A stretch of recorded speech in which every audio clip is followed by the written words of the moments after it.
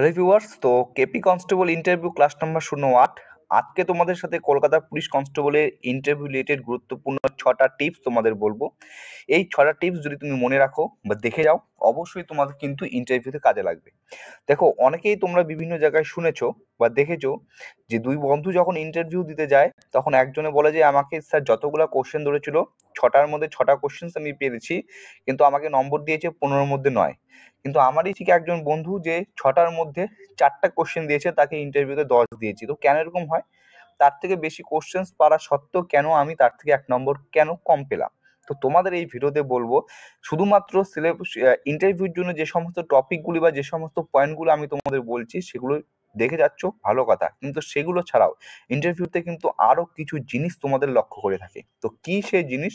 তো সেই 6টি টিপস তোমাদের আমি বলবো। তো ভিডিওটি তোমরা অবশ্যই শেষ পর্যন্ত দেখবে এবং তোমাদের কাছে রিকোয়েস্ট করছি এই ভিডিওতে কমপক্ষে 100টি লাইক, ঠিক আছে? এই ভিডিওতে কমপক্ষে 100টি লাইক তোমরা যেন আজকে রাতের মধ্যে তোমাদের করে দাও, কারণ মোস্ট ইম্পর্টেন্ট একটা ভিডিও কিন্তু এটা হতে চলেছে। তো চলো, কেপি কনস্টেবলের জন্য সেলফ ইন্ট্রোডাকশন ক্লাস হয়ে গেছে। ইউর ডিস্ট্রিক্ট থেকে কোন কোন পয়েন্টগুলি তোমাদের পড়তে হবে সেটা নিয়েও গতকাল একটা ভিডিও করে দিয়েছি। ইউর সাবজেক্টটা আমি কালকে নিয়ে আসবো, তার কারণ আজকে ইউর সাবজেক্টটা করানোর কথা ছিল, তার মাঝখানে একটার আজকে আমি যে টপিকটা ঢুকিয়েছি সেটা তোমরা আশা করছি প্রত্যেকেই জানো, সেটা হচ্ছে কেপি কনস্টেবলের যে আছে ইন্টারভিউর জন্য 6টি টিপস, ঠিক আছে? তো একে একে তোমাদের সাথে আলোচনা করব, ভিডিওটি তোমরা অবশ্যই কন্টিনিউ করার চেষ্টা করবে। দেখো, প্রথম, ইন্টারভিউ কি? ইন্টারভিউ যার অর্থ হচ্ছে, বাংলা অর্থ হচ্ছে সাক্ষাৎকার হলো একটি কাঠামোগত কথোপকথন যখন একজন অংশগ্রহণকারী প্রশ্ন জিজ্ঞাসা করে এবং অন্যজন উত্তর প্রদান করে।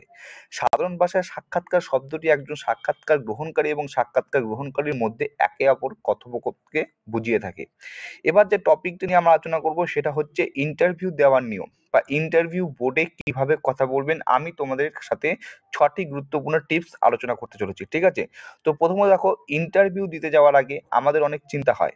এই চিন্তা দূর করার জন্য আমরা অনলাইনে বিভিন্ন প্রশ্ন সার্চ করে থাকি। তোমরা অবশ্যই করো, আমার সময় আমিও সেটা করেছিলাম।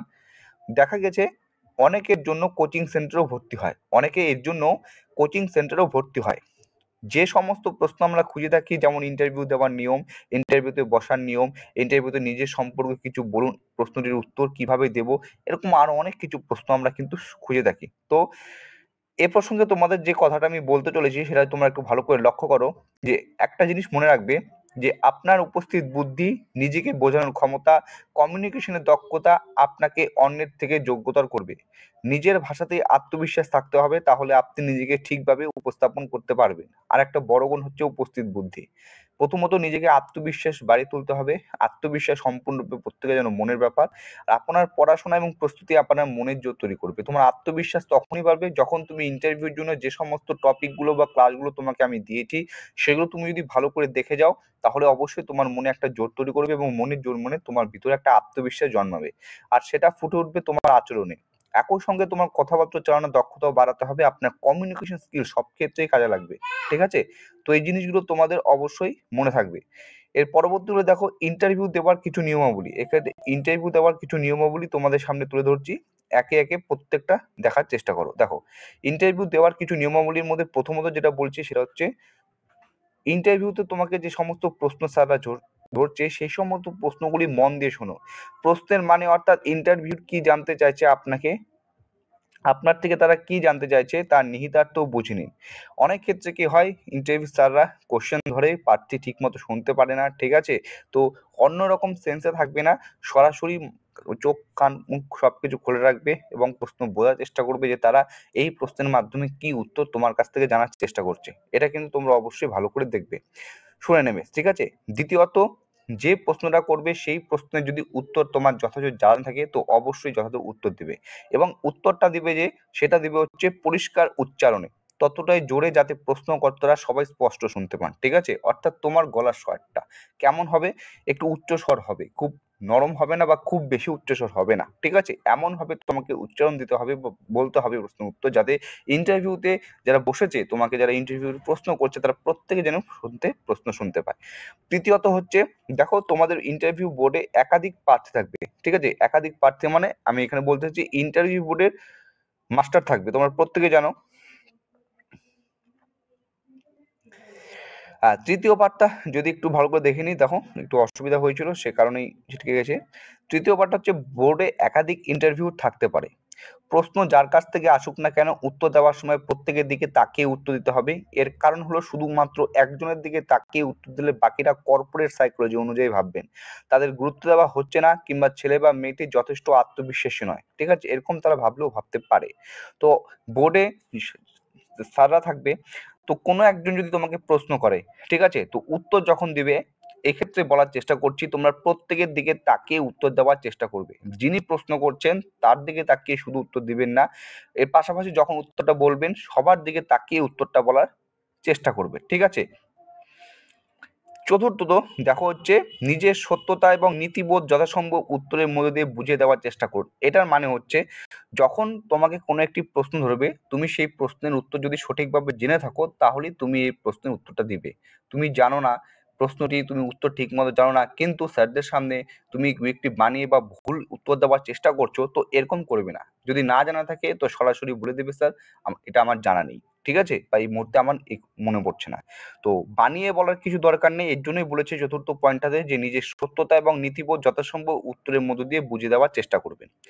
এরপরে যেটা রয়েছে সেটা হচ্ছে পঞ্চম পঞ্চম জিনিসটা দেখো কি বলছে, কোনো সামাজিক বা রাজনৈতিক বিষয় নিয়ে মতামত দেওয়ার সময় নিরপেক্ষ থাকবেন কিন্তু নীতিগতভাবে নিজস্ব যুক্তিতে স্থির থাকবেন। এটা মানে বোঝাচ্ছে অনেক সময় দেখা যায় যে স্যাররা এরকম পরিস্থিতি তোমার সামনে তৈরি করতে যায় যে সেই সময় তুমি কি বলবে, কোনো রাজনৈতিক কোনো বিষয় একটা তোমার সামনে তুলে ধরবে, তখন তুমি বলবে যে তুমি কি করবে, সেই সাজেশন বা তোমার উত্তরটা কি হবে। তো এরকম প্রশ্ন যদি তোমাকে ধরে থাকে, তো সামাজিক বা রাজনৈতিক বিষয় নিয়ে তো সব নিরপেক্ষ থাকবে, নীতিগতভাবে নিজস্ব যুক্তিতে স্থির থাকবেন। তুমি একটা কথা বললে কিন্তু স্যাররা তোমাকে বলছে না এটা করলে হবে না, তোমাদের উল্টাটা করতে হবে বা বিরোধী করতে হবে, ঠিক আছে, রাজনৈতিক বিষয় নিয়ে। তো তুমি তোমার নীতিগত যে যুক্তি আছে সেটাতে স্থির থাকবে। তো রাজনৈতিক বিষয় দিয়ে বা সামাজিক কোনো বিষয় নিয়ে যখন তোমাকে প্রশ্ন করা হবে, তার মতামত তুমি নিরপেক্ষভাবে দেবে এবং নিরপেক্ষভাবে সঠিক যেটা তোমার মনে হয় সেটা দেওয়ার চেষ্টা করবে, ঠিক আছে। ষষ্ঠ নাম্বার দেখো, কোনো একজন ইন্টারভিউ প্রশ্ন করছেন, আপনি তার উত্তর দিচ্ছেন, কিন্তু কিন্তু আপনার উত্তর শেষ হওয়ার আগে অন্য একজন কিছু জানতে চাইলেন, তখন প্রার্থী ধন্দ পড়ে যায়, ভাবে এবার কি করবে। এটা অনেকের সাথে হয়ে থাকে। যখন স্যার তোমাকে একজন স্যার প্রশ্ন ধরছে, তখন তুমি দেখবে পাশের থেকে আরেকজন স্যার একটা কোশ্চেন ধরলো, তখন তুমি কি করবে, যে আগে যিনি প্রশ্ন ধরেছেন তার কথার প্রশ্নের উত্তর দিবেন নাকি পরে যিনি বলেছেন তার প্রশ্নের উত্তর দিবেন। দেখো এই পরিস্থিতিতে সবচেয়ে আপনার পেশাদার পদ্ধতি হলো ইন্টারভিউকে বলা হয় যে স্যার আপনার প্রশ্নের উত্তর আমি দেব, তারপর যিনি আগে প্রশ্ন করেছিলেন তার দিকে তাকিয়ে জানতে চাও যে আমি কি আপনার প্রশ্নের উত্তরে সম্পূর্ণ করব না ওনার প্রশ্নের জবাব দেব। দেখো এরপরে বলছে প্রথম প্রশ্নকর্তা যদি বলেন অন্যজনের উত্তর দিতে পারো তাহলে আপনার কোনো সমস্যা রইল না, কিন্তু তা না করে যদি নিজের উত্তর মাঝপথে থামিয়ে অন্য প্রশ্নের উত্তর দিতে শুরু করেন তাহলে কিন্তু তাদের কাছে নেগেটিভ ইম্প্যাক্ট পড়তে পারে। আসলে এইভাবে প্রশ্ন করার কারণ থাকে, তো জানতে চায় যে এই পরিস্থিতিতে তুমি কি উত্তর দিবে, ঠিক আছে। এটাও কিন্তু একটা তারা জেনে বুঝেই করে যে সেই সিচুয়েশনটাতে তুমি কিরূপ ব্যবহার করো স্যারদের সাথে বা তোমার মেন্টালিটা কি হয়, তুমি কি বলতে যাচ্ছ সেটাও কিন্তু এখানে পরীক্ষা করা হয় অনেক সময়। আসলে তোমাদের একটা কথা বলে রাখছি, ইন্টারভিউতে তোমরা যারা সিলেক্টেড হয়েছো তারা প্রত্যেকে কিন্তু চাকরির যোগ্য, কাউকে বাদ দেওয়ার জন্য ইন্টারভিউতে ডাকা হয় না। পাশের জন বা তোমার যে অন্যান্য যে সমস্ত প্রার্থীরা রয়েছে কোনো অংশে আপনার থেকে ভালো বলেই কিন্তু আপনি সেক্ষেত্রে বাদ পড়ে যান। ইন্টারভিউ দেওয়ার জন্য উপরে সমস্ত পয়েন্টের দিকে খেয়াল রেখে নিজেকে তৈরি করুন, আশা করি আপনিও ইন্টারভিউতে একদিন সফল হবে। তো এই যে 6টি তোমাদের টিপস দিলাম, প্রত্যেকটা টিপস কিন্তু তোমাদের জন্য খুব গুরুত্বপূর্ণ, ঠিক আছে, এগুলো একটু মাথায় রাখবে, একটু মনে রাখবে। প্রত্যেকটা জিনিস বলে দিলাম, মোস্ট ইম্পর্টেন্ট। ইন্টারভিউ দেওয়ার কিছু নিয়মাবলী রয়েছে সেটাও কিন্তু এখানে আস্তে আস্তে তোমাদের সামনে তুলে দিলাম, ঠিক আছে। প্রত্যেকটা জিনিস কিন্তু মোস্ট ইম্পর্টেন্ট। আমি আবারও বলছি, সত্যি করে দেখবে যখন ইন্টারভিউ হবে, তোমরা যখন ইন্টারভিউ শুরু করবে 18 তারিখ থেকে ইন্টারভিউ শুরু হবে, তখন অনেকের কাছে তোমরা শুনবে, নিজের বন্ধু যারা রয়েছে যারা প্রথম দিন তাদের 18 তারিখে প্রথম ইন্টারভিউ হবে, অনেকের কাছে শুনবে যে হ্যাঁ এরকম সিচুয়েশনের মধ্যে কিন্তু আমি পড়েছি। তো তোমাদের তৈরি থাকতে হবে, ঠিক আছে? এর জন্য জাস্ট এই ভিডিওটি।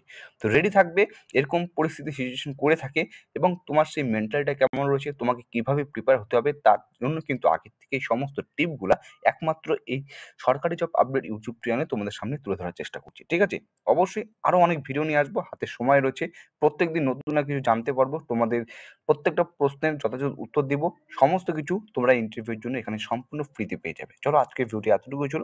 ভিডিওটি ভালো লেগে থাকলে লাইক করবে এবং নতুন হয়ে থাকলে চ্যানেলটিকে সাবস্ক্রাইব করে পাশে থাকার চেষ্টা করবে। জয় হিন্দ।